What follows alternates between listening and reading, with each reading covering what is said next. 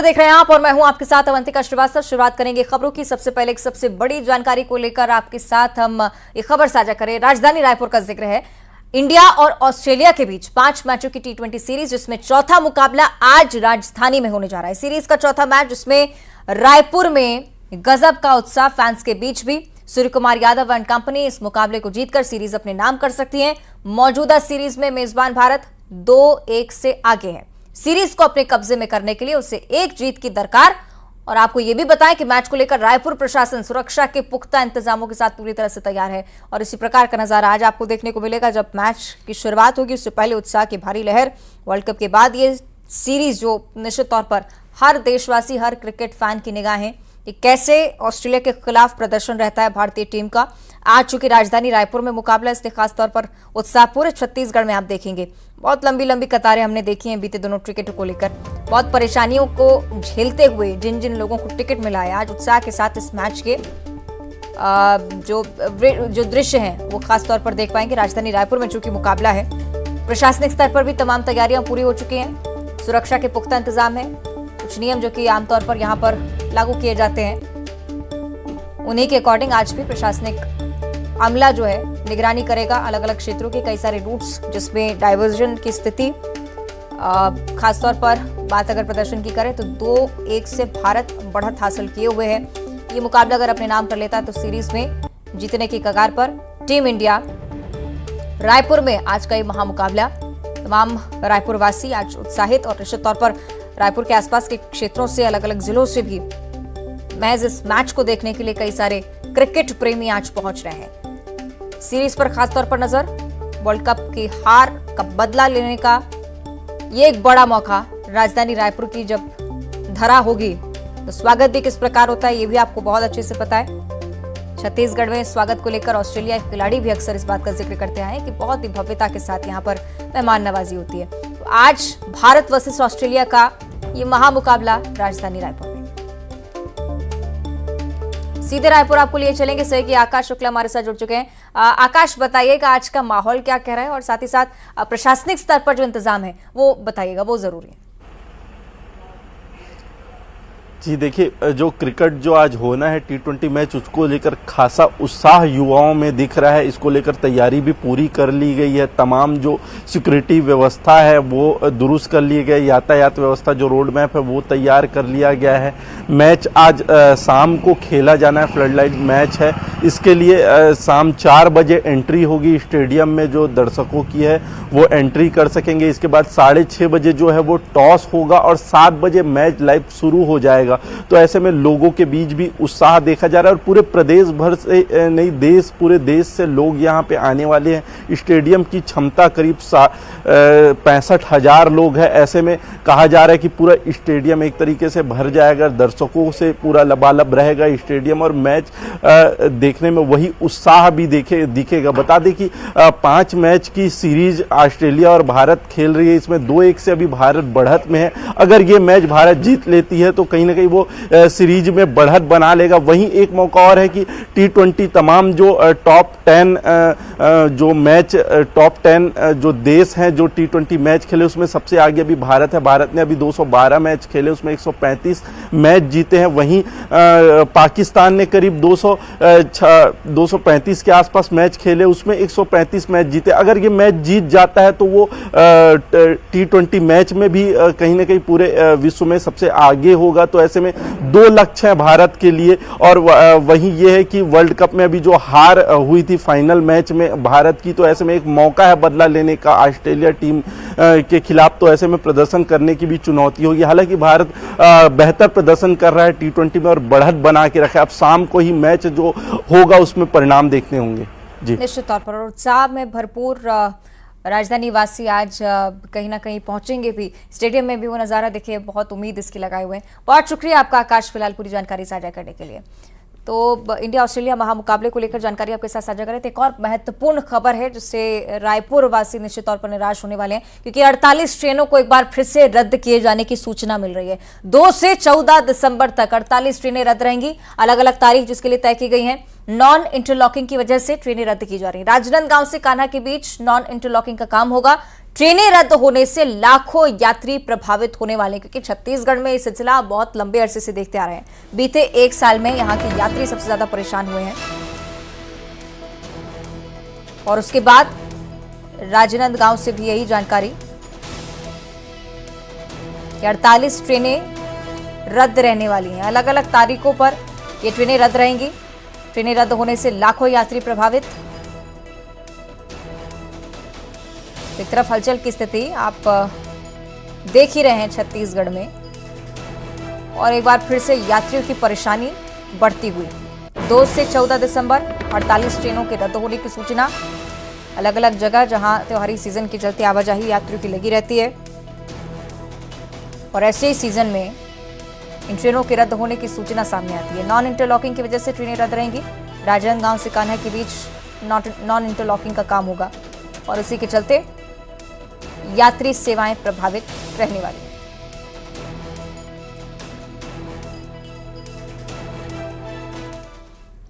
और exit poll की चर्चा करेंगे, जिसे लेकर नेता प्रतिपक्ष नारायण चंदेल की तरफ से एक बयान सामने है। उन्होंने कहा कि एग्जिट पोल 3 तारीख को और ज्यादा बदलेगा, बीजेपी को बहुमत मिलेगी और कांग्रेस के भ्रष्टाचार का जनता जवाब देगी। सीधे तौर पर नारायण चंदेल इस ओर इशारा कर रहे हैं। क्या कुछ कह रहे हैं, सीधे आपको सुना देंगे।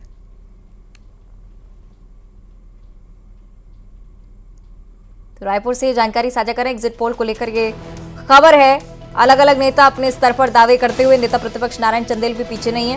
कह रहे हैं कि एग्जिट पोल में अभी भी और ज्यादा अंतर की स्थिति देखते हैं। 3 तारीख को ये आंकड़े बदलेंगे, बीजेपी को अच्छी खासी बहुमत मिलेगी। छत्तीसगढ़ में इसका दावा लगातार करते आ रहे हैं। कांग्रेस के भ्रष्टाचार का जनता जवाब देगी 3 दिसंबर को। आंकड़ों के जरिए भी तो थोड़ा बहुत स्पष्ट हो रहा है, लेकिन अभी भी और उम्मीद है भारतीय जनता पार्टी को। खासतौर पर नारायण चंदेल को कह रहे हैं कि आंकड़े अभी और ज्यादा बदलने वाले हैं, यानी कि स्पष्ट बहुमत का जिक्र उनकी तरफ से। अलग अलग नेता भारतीय जनता पार्टी का यही दावा करते हैं। छत्तीसगढ़ प्रदेश में जो 7 और 17 नवंबर को विधानसभा के चुनाव के लिए मतदान हुए हैं, उसके सर्वे की रिपोर्ट आई है विभिन्न एजेंसियों और चैनलों के माध्यम से।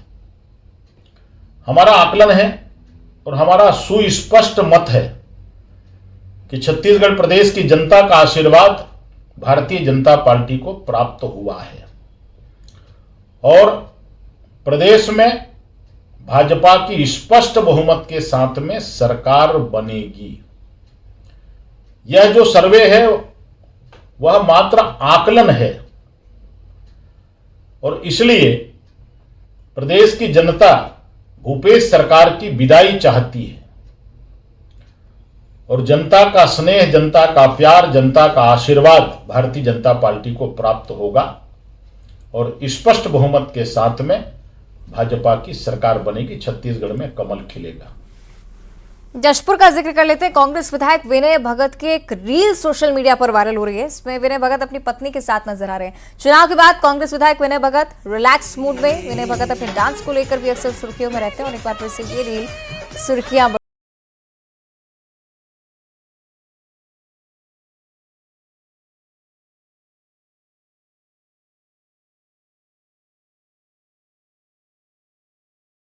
चांपा से, जहां पराली जलाने पर कार्रवाई होगी। एक बड़ी बात, जहां खलिहान में धड़ल्ले से किसान पराली जला रहे हैं, दूसरी तरफ कानून का डर नहीं है, दूसरी तरफ ये प्रशासनिक अमला पूरा आश्वस्त है इस चीज को लेकर कि किसान अगर पराली जलाते हुए पाए जाते हैं तो फौरन कार्रवाई के लिए तैयार हैं। फसल काटने के बाद कई गांव के किसान पराली जलाते हुए पाए गए हैं, और पराली जलाने वालों के खिलाफ कार्रवाई को लेकर यह सूचना। प्रति हेक्टेयर 10,000 का जुर्माना लगेगा।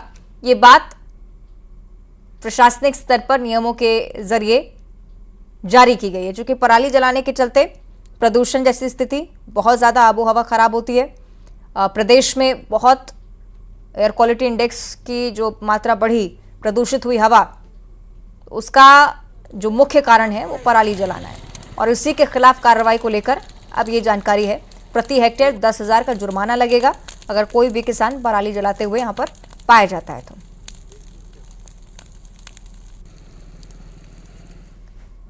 अंबिकापुर से अगली बड़ी जानकारी, जहां निजी अस्पताल में एक मरीज की मौत के बाद देर रात परिजनों ने जमकर हंगामा किया है। मरीज के ऑपरेशन में लापरवाही के आरोप लग रहे हैं। परिजनों ने डॉक्टर पर गलत ऑपरेशन करने के आरोप लगाए। पित्त की थैली में पथरी होने के चलते मरीज को अस्पताल में भर्ती करवाया गया था, और हंगामे के बाद अस्पताल प्रबंधन फरार हो गया।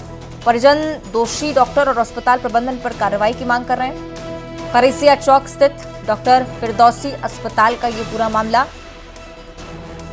गलत ऑपरेशन करने का आरोप लगाया है। अस्पताल में जमकर लड़े हैं परिजन इस बात को लेकर कि गलत तरीके से ऑपरेशन किया गया और उसी के चलते मरीज की मौत हो गई। तो निजी अस्पताल पर यह आरोप और उसके बाद बड़ी बात यह कि स्टाफ भी मौके से फरार हो गया। पुलिस के संज्ञान में अब मामला आया है।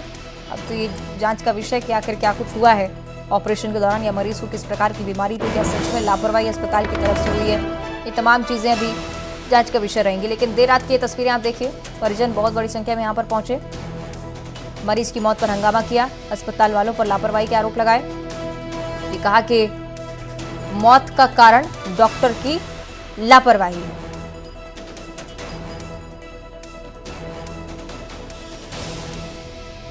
डॉक्टर फिरदौसी अस्पताल का ये पूरा मामला है और अब चूंकि ये जांच का विषय है तो अस्पताल प्रबंधन की तरफ से भी शायद कोई जवाब नहीं है अभी तक। अस्पताल प्रबंधन स्टाफ सहित वहां से फरार हो गया। तो भी देखा कि इतनी बड़ी संख्या में परिजन यहाँ पर पहुंचे हैं, डॉक्टर से मारपीट ना हो या कोई भी नोकझोंक की स्थिति ना पैदा हो जाए, इसका डर, और पहले ही स्टाफ अस्पताल छोड़कर भाग गया। और इसी बात की ये तस्वीरें, परिजन रोते बिलखते लगातार आरोप लगा रहे हैं अस्पताल के डॉक्टर्स पर कि गलत तरीके से ऑपरेशन कर दिया और उसी के चलते मरीज की जान चली गई।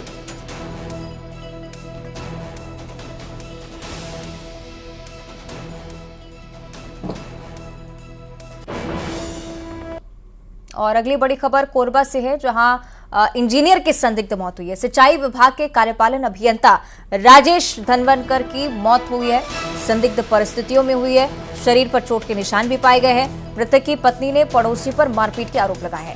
मानिकपुर चौकी क्षेत्र के पावर हाइट्स के मून ब्लॉक में कार्यपालन रहते थे और अभियंता राजेश धनवरकर की बात करें, जहां मानिकपुर पुलिस मामले की जांच कर रही है। किस परिस्थिति में मौत हुई ये पता लगाना एक बहुत बड़ा जो पॉइंट है, क्योंकि अभी तक ये स्पष्ट ही नहीं हो पाया है कि आखिर किस वजह से उनकी जान गई है। तो कोरबा से जानकारी, इंजीनियर की संदिग्ध मौत, सिंचाई विभाग के कार्यपालन अभियंता राजेश धनवनकर, किस वजह से मौत हुई कुछ स्पष्ट नहीं है। शरीर पर कुछ चोट के निशान भी पाए गए। मृतक की पत्नी ने पड़ोसी पर मारपीट के आरोप लगाए। अब परिजनों से भी पूछताछ की जा रही है, विवाद को खंगालने की कोशिश कि आखिर लड़ाई किस बात को लेकर थी, क्या सच में हत्या की गई है। हर एंगल से पुलिस जांच करेगी।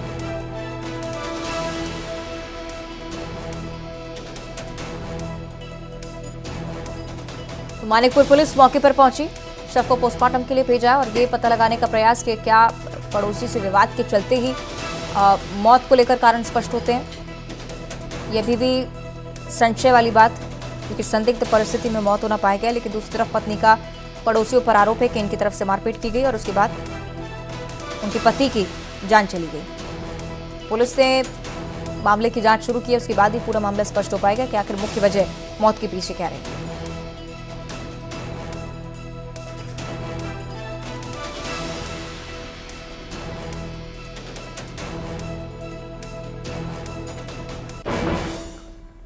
और अगली खबर जांजगीर चांपा से, जहां 4 हमलावर गिरफ्तार हुए हैं। जानलेवा हमला करने के 4 आरोपी पुलिस गिरफ्त में आ चुके हैं। पुरपुटा गांव में फसल काटने को लेकर पूरा विवाद शुरू हुआ था और हत्या की नीयत से तलवार, चाकू, रॉड, हसिया से हमला कर दिया गया। आरोपियों के कब्जे से घटना में इस्तेमाल तलवार, चाकू, ये तमाम हथियार बरामद किए जा चुके हैं। सिटी कोतवाली क्षेत्र का ये पूरा मामला, ये बड़ी जानकारी आपके साथ साझा कर रहे हैं। जांजगीर चांपा से खबर है, 4 हमलावर पुलिस गिरफ्त में। तस्वीरें आप देख रहे हैं, जानलेवा हमले के आरोप हैं।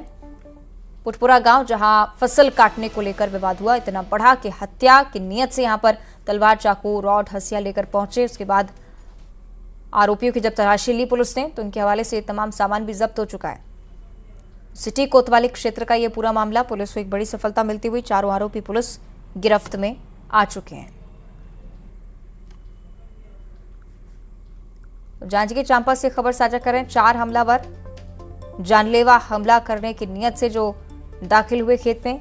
बताया जा रहा था कि फसल काटने को लेकर ही पूरा विवाद था और उसके बाद स्थिति इतनी बिगड़ी, 4 हमलावर जान लेने की मंशा से घटनास्थल पर पहुंचते हैं। आरोपियों की तलाश जब की गई तब तो कड़ी मशक्कत के साथ सफलता मिली। लेकिन हथियार भी बरामद कर लिए गए।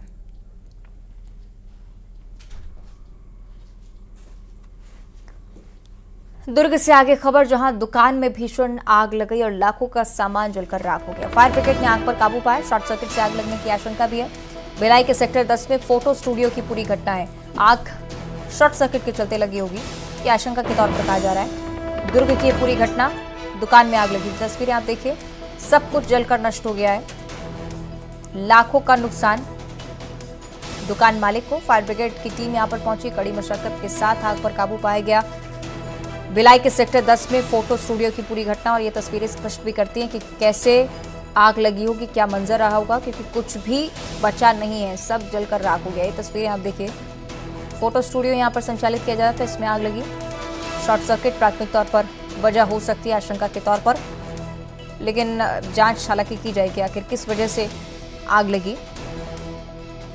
दुर्ग की ये तस्वीरें, देर रात की तस्वीरें, जब फायर ब्रिगेड की टीम पहुंचती है, आग पर काबू पाने के प्रयास शुरू होते हैं। उसके बाद ये मंजर जिसमें सब कुछ जलकर नष्ट नजर आता है।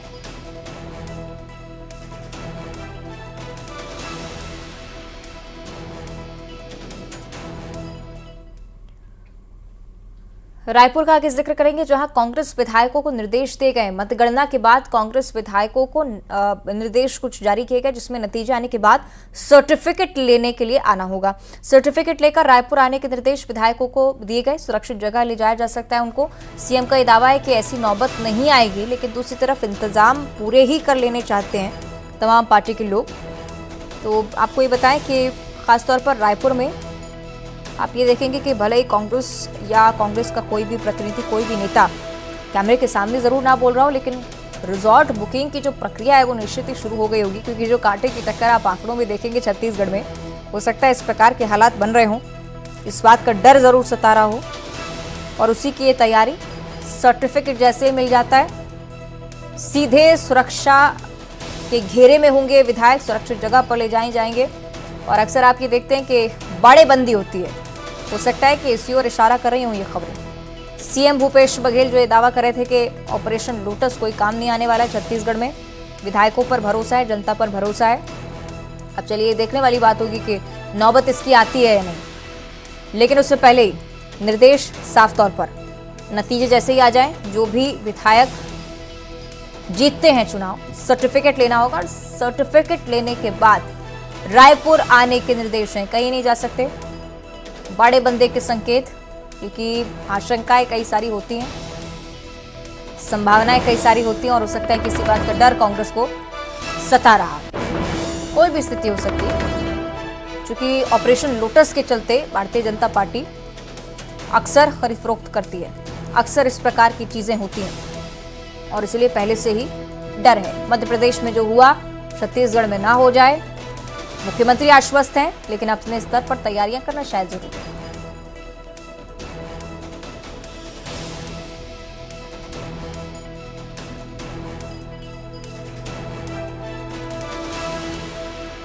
रायपुर सीधे आपको लिए चलेंगे, सहयोगी ममता राजेवार हमारे साथ जुड़ चुकी हैं। ममता, बताइएगा स्थिति क्या चल रहा है आखिर छत्तीसगढ़ कांग्रेस के मन में, क्यों इतने कड़े निर्देश हैं?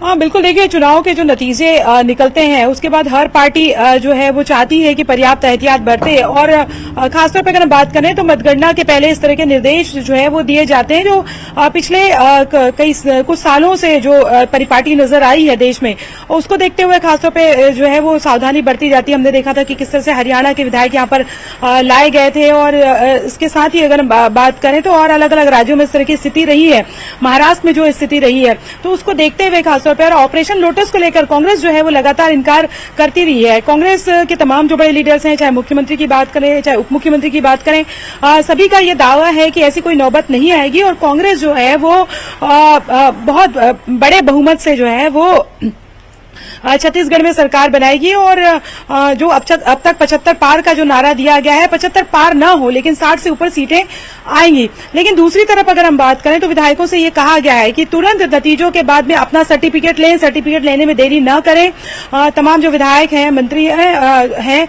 उन्हें कहा गया है, प्रत्याशी जो हैं उन्हें कहा गया है और इसके साथ ही ये कहा गया है कि उसके तुरंत बाद रायपुर लौटें।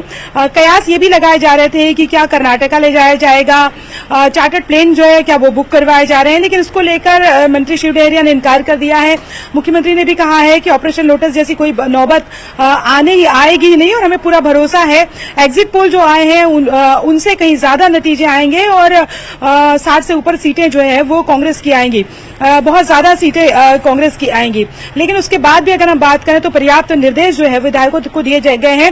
इसका कारण ये भी माना जा रहा है कि जो एग्जिट पोल आए हैं, कहीं न कहीं जो कुछ एग्जिट पोल है उसमें कांटे की टक्कर दिखाई दी गई है और अंतर काफी कम दिखाया जा रहा है जीत का। तो ऐसे में निर्दलीय है या फिर विधायक है या फिर जो अदर जो पार्टियों के जो लोग प्रत्याशी हैं, क्या वो जीतते हैं और क्या वो निर्णायक भूमिका वो कर सकते हैं, या फिर दोनों ही पार्टियों में अगर कांटे की टक्कर रही तो क्या बीजेपी जो है विधायकों को खरीद फरोख्त कर सकती है। इन तमाम आशंकाओं को लेकर और ऑपरेशन लोटस यहाँ पर सफल न हो पाए, अगर ऐसी कोई स्थिति आती है तो उसको लेकर खासतौर पर निर्देश दिए गए हैं। और ये भी है कि नतीजे निकलने के बाद में अगर उस तरह का बहुमत नहीं आता है तो जाहिर तौर पर तमाम विधायकों को एक साथ रखा जाएगा और खासतौर पर सुरक्षित जगह पर ले जाने की कोशिश की जाएगी। जी चलिए, अब ये देखने वाली बात कि क्या हालात बनते हैं। बहुत शुक्रिया आपका ममता, फिलहाल जानकारी साझा करने के लिए। तो आप देख रहे हैं छत्तीसगढ़ कांग्रेस पहले से ही तैयारियां कर लेना चाहती है जिससे आगे जाकर कोई भी रिस्क ना ले जाए। और अब ये देखने वाली बात कि पार्टी अपने स्तर पर इसे लेकर क्या कुछ फैसले करती है। आगे बढ़ते हुए अलग अलग खबरों की बात करें तो मौसम का भी जिक्र, पेंड्रा का जिक्र कर लेते हैं जहां एक बार फिर से मौसम ने करवट ले ली है। सुबह से आसमान में घना कोहरा छाया हुआ है। कोहरे की वजह से विजिबिलिटी काफी कम हो चुकी है और बारिश के बाद से तापमान में गिरावट की वजह से ठंड काफी बढ़ गई है। हालांकि ठंड से बचने के लिए लोग गर्म कपड़े और अलाव का सहारा लेते यहां पर नजर आए हैं। पेंड्रा का जिक्र कर रहे हैं जहां लगातार ये देखिए तस्वीरें आपको समझाने के लिए काफी किस प्रकार से यहाँ पर कोहरा अब धीरे धीरे आने लगा है और इसी के चलते आप ये भी समझ सकते हैं कि तापमान में अच्छी खासी गिरावट, पारा लुढ़कता हुआ। पेंड्रा रोड ऐसा इलाका छत्तीसगढ़ का जहाँ पर अच्छी खासी सर्दी हर साल पड़ती है और अभी से इस सर्दी का असर देखने को मिल रहा है। दिसंबर की शुरुआत, रात का ये दृश्य है। गर्म कपड़े और अलाव का सहारा ले रहे हैं लोग। धीरे धीरे मौसम में ठंडक घुलती हुई, क्योंकि अलग अलग ऐसे भी क्षेत्र छत्तीसगढ़ के सीमावर्ती इलाके भी जहां बारिश का असर, तूफान का असर देखने को मिल रहा है। उतना परवान नहीं चढ़ी हो सर्दी, लेकिन उम्मीद यही है कि ज़्यादा दिनों की राहत नहीं है। उम्मीद यही कि राहत ज़रूर मिले प्रशासनिक स्तर पर, लेकिन उससे पहले इंतजामात को लेकर तस्वीरें भी साफ होती हुई। और अब आपको दिखाएंगे टॉप 20 खबरें। महाएग्जिट